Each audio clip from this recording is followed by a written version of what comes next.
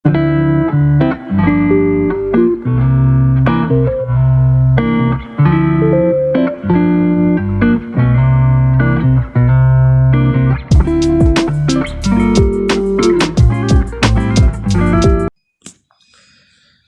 semuanya, perkenalkan nama saya Aris Manjai dari Fakultas Ekonomi dengan jurusan Manajemen.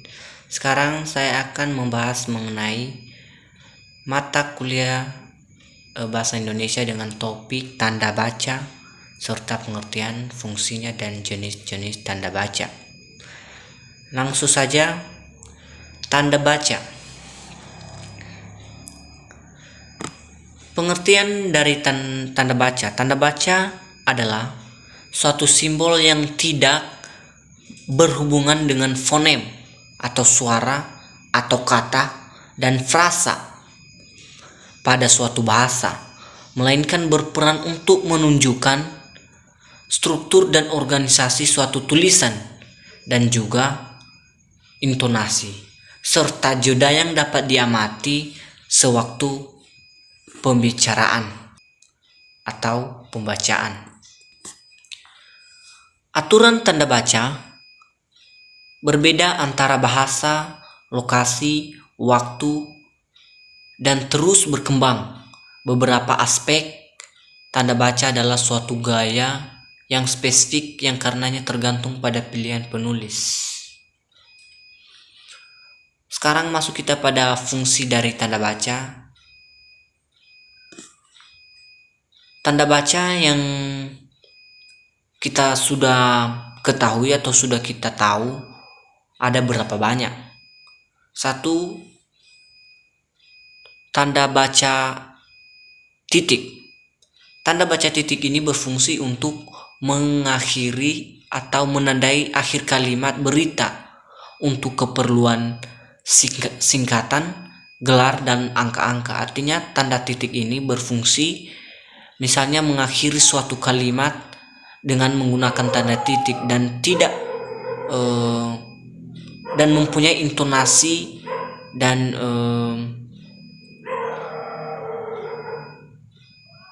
yang berbeda. Koma, tanda koma juga berfungsi untuk memisahkan anak kalimat atau hal-hal yang disebutkan dalam kalimat juga untuk keperluan singkatan, gelar, dan angka-angka. Artinya tanda titik dan koma itu hampir punya kaitan, tapi punya perbedaan juga. Tanda koma itu juga berfungsi untuk memisahkan anak kalimat. Artinya dia masih punya hubungan antara satu kata dengan kata lain. 3. Tanda kurung. Tanda kurung berfungsi untuk menjelaskan suatu istilah yang belum banyak diketahui oleh khalayak. Artinya tanda kurung ini berfungsi memberikan istilah lain agar khalayak itu lebih mengerti dengan istilah suatu kata tersebut. Tanda kutip. Tanda kutip berfungsi untuk mengasosiasikan suatu istilah. Artinya tanda kutip ini berfungsi untuk lebih mengasosiasikan suatu istilah kata tersebut agar lebih bisa dimengerti.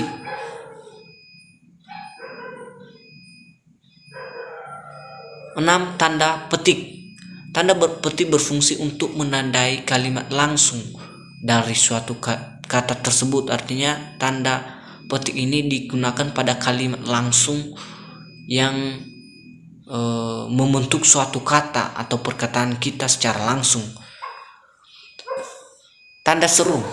Tanda seru berfungsi untuk menegaskan atau memberi peringatan bahwa kalimat yang bertanda seru tersebut perlu diperhatikan. Artinya jika kita menemukan suatu kata dengan menggunakan kalimat seru, artinya kalimat itu kita harus perhatikan. Sekarang tanda tanya. Tanda tanya berfungsi untuk melengkapi suatu kalimat tanya. Artinya tanda tanya ini berfungsi untuk melengkapi suatu kalimat-kalimat tanya. Misalnya satu kata mengapa. Artinya mengapa itu punya tanda tanya. Sekarang tanda hubung. Tanda hubung berfungsi untuk menghubungkan penggalan kata-kata ulang, rentang, atau suatu nilai. Artinya kata hubung ini berfungsi untuk menghubungkan satu kata dengan kata lain sehingga membentuk suatu kata yang enak didengar. Misalnya kata kura-kura. Jika dia hanya satu kata kura, jika tidak dikasih tanda hubung, maka tidak enak kita dengar. Sehingga jika dikasih tanda hubung, maka menjadi suatu kata kura-kura. Titik 2 berfungsi untuk mengawali penguraian suatu kalimat. Artinya tanda titik 2 ini berfungsi untuk penguraian suatu kalimat. Misalnya suatu identitas kita atau biodata kita yang terdiri dari nama, tempat lahir, maka digunakan di situ tanda titik 2. Sekarang kita masuk pada jenis-jenis tanda baca. Beda juga dengan fungsi tanda baca. Jenis-jenis tanda baca ada berapa banyak? Misalnya tanda titik. Tanda titik dapat dipakai pada akhir kalimat yang bukan pertanyaan atau seruan. Misalnya, ayahku tinggal di Solo. Artinya dia mempunyai kalimat akhir dengan menggunakan kalimat tanda titik. Tanda titik juga dipakai di belakang angka atau huruf dalam suatu bagan ikhtisar atau daftar. Misalnya pada kalimat-kalimat misalnya dalam penguraiannya A titik 3 Departemen Dalam Negeri. Tanda titik dapat juga dipakai untuk memisahkan angka jam, menit, dan detik yang menunjukkan jangka waktu.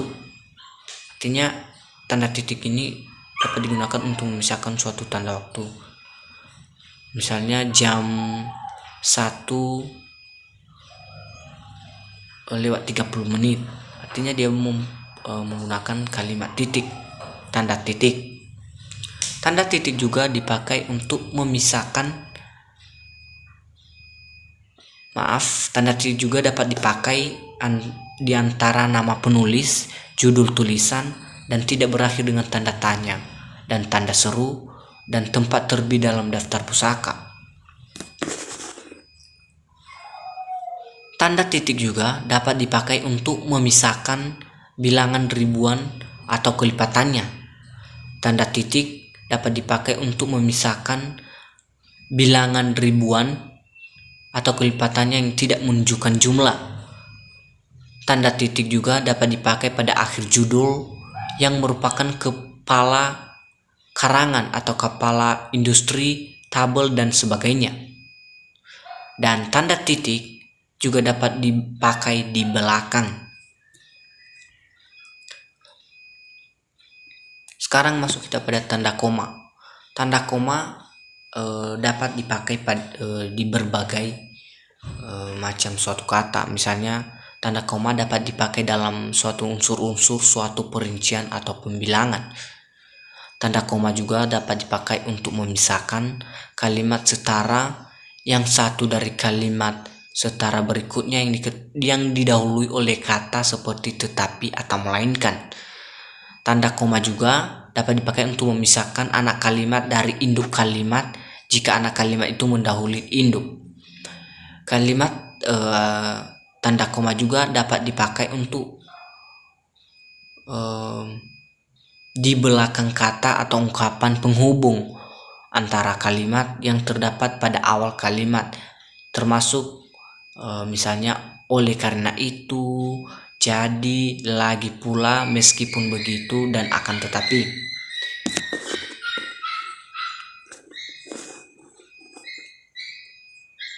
Tanda koma juga dapat dipakai untuk menghindari salah satu di belakang keterangan yang terdapat pada awal kalimat. Tanda koma juga dapat dipakai untuk memisahkan petikan langsung dan bagian lain yang mengiringi dalam kalimat jika petikan langsung itu berakhir dengan tanda tanya atau tanda seru. Sekarang tanda titik koma. Tanda titik koma dapat dipakai dalam dua macam, yaitu satu, tanda titik koma dapat dipakai untuk memisahkan bagian-bagian kalimat yang sejenis atau setara. Tanda titik koma juga dapat dipakai sebagai pengganti kata penghubung untuk memisahkan kalimat setara di dalam kalimat majemuk.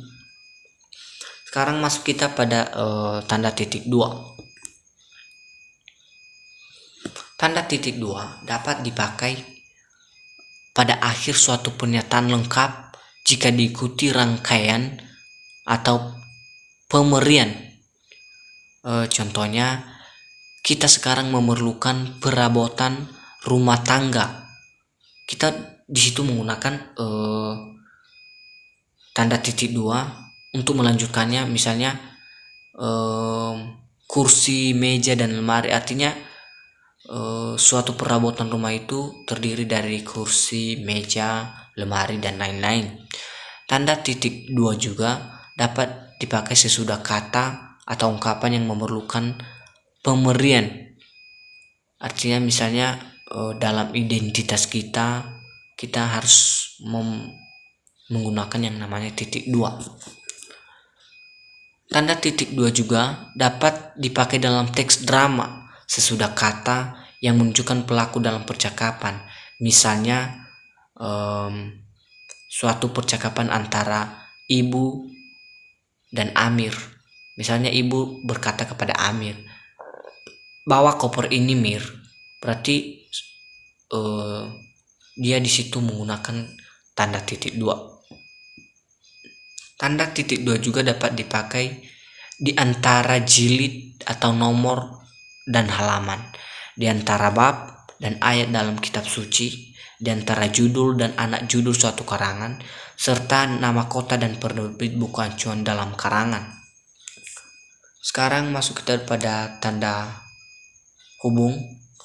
Tanda hubung dapat dipakai untuk menyambungkan suku-suku kata dasar yang terpisah oleh pengganti baris. Misalnya, di samping cara lama itu dapat juga cara yang baru. Artinya dia mempunyai kata penghubung, yaitu cara-cara. Artinya dia menghubungkan kalimat cara tersebut sehingga menjadi enak untuk didengar.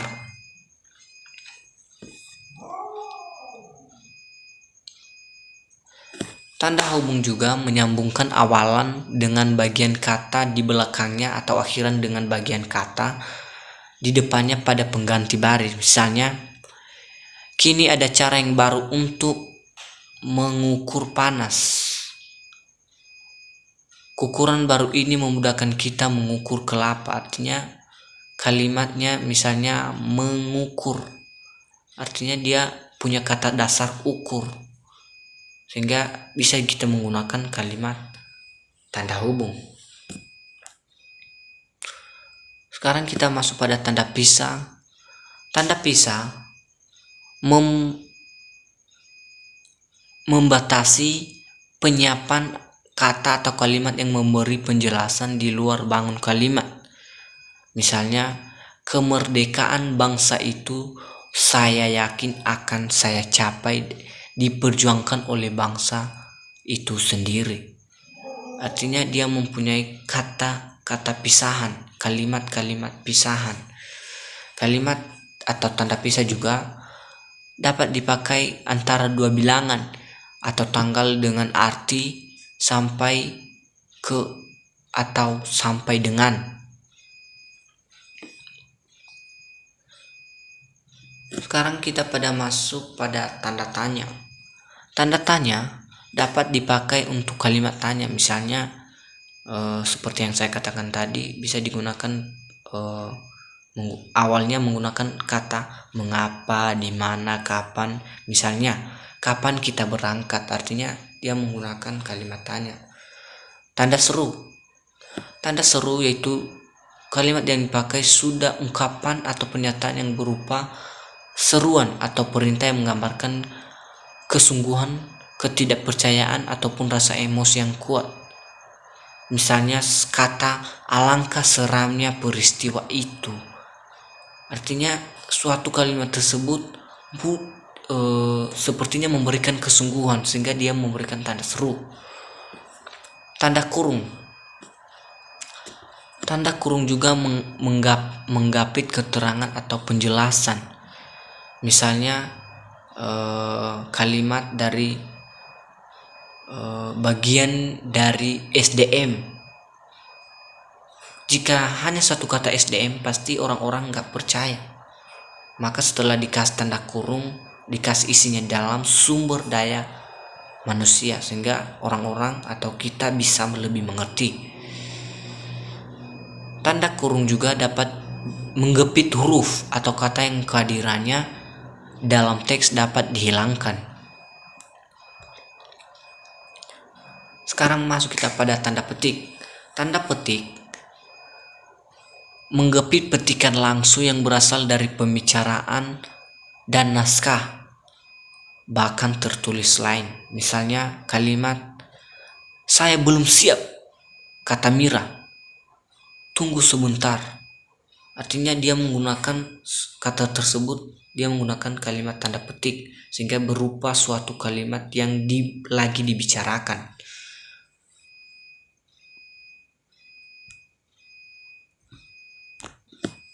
Demikianlah penjelasan dari saya mengenai tanda baca. Bila ada kekurangan, saya mohon maaf. Akhir kata saya ucapkan terima kasih. Yahoo.